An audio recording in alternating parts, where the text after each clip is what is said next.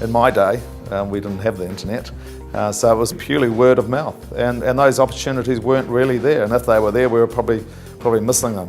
But now players, young players, have an opportunity to use the Eyes on Rugby site to get their CVs out there. And you may not want to go away, just throw your name out there, put it on the site, and if by chance somebody may see it, an opportunity may arise where you can either travel from New Zealand to the UK or even vice versa. So they need sites like Eyes on Rugby to give them that exposure in a place like New Zealand, because there are people looking all the time for foreigners to come in and just to, although it's good for the player going down there, it's also very good for the club to have a foreigner come in and for them to introduce something to the club.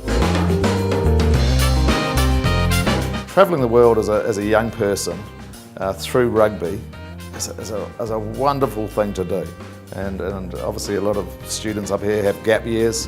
What better way to see the world through playing rugby? And Eyes on Rugby provides that platform for the students, for the young rugby enthusiasts to possibly travel the world. The grassroots of rugby, and that's where I see Eyes on Rugby starting, that grassroots area, which is so important. And I played for the University Club in Auckland, and I would have loved the opportunity to have gone away for 6 months, 8 months, learnt my trade in another part of the world, and then come back to New Zealand.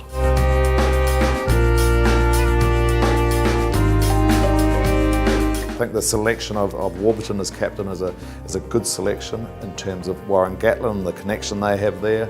But I think he's shown in terms of his up and down sort of playing time since the World Cup in 2011, where he was sort of such a sensation. He's had a bit of a tough time, but he came back at the right time, played very well against the English. What the Welsh showed in the last game against England, they have the potential. They've got the game players that can score tries, and in doing that, we know in British rugby they can produce good set piece ball.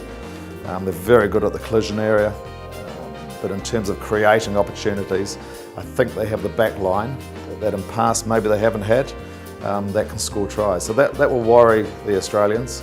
But in saying that, Australia at the moment, they're playing very well in the Super 15. The Reds and the Brumbies especially, the Waratahs now coming into a bit of form. So I'm sure Warren Gatland has looked at the form and the players that will potentially be selected by Robbie Deans, and he's probably picked his team according to what is on show for the Australians going forward. I don't think so. I think Gatland has picked the best team available, and that's what I was saying in terms of I don't think there's any discussion about who should have been there and who's not there. More importantly, Rob Shaw is probably the one that really stood out of not being there, but as I said, the selection of the other loose forwards, they're the ones that Gatland thinks can combat a very strong Australian loose forward trio. The whole ethos of the British and Irish Lions, for me, growing up as a young nipper in New Zealand, my underlying memory of rugby was the 1971 Lions that came to New Zealand. Just ingrained in my mind, the Gareth Edwards of the world. Grant Fox, one of our great number 10s, started kicking the ball around the corner. Why? Because Barry John kicked the ball around the corner. So yeah, I think they're a wonderful, wonderful brand, and long may that continue.